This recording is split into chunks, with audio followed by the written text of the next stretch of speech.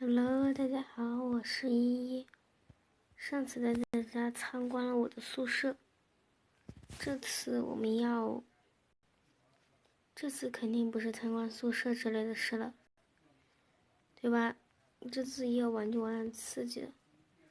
首先到屋顶上来，我这期视频也没有太大要求，就是先带大家看一个很好看的东东，找到一整个游戏里面除了猫神生命值最高的人，就是这两位小姐姐，一个小哥哥，一个小姐姐。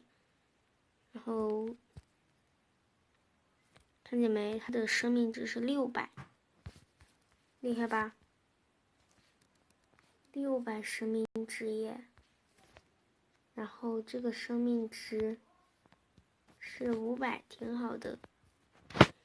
然后对比一下，肯定神社的这个猫神厉害。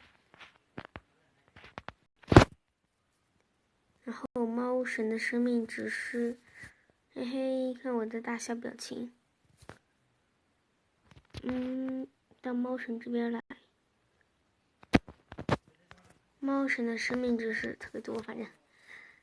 接下来加猫管家生命值也就100。开启人物无敌对猫管家是无效的，它毕竟是一只机器猫。看看自家的猫咪是多少啊？状态，看这个生命值也挺高的，但是这些都是不可战胜的。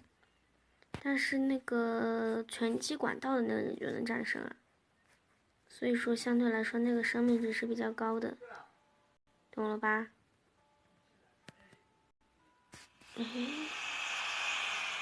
好了，本期视频到这里就结束了，拜拜。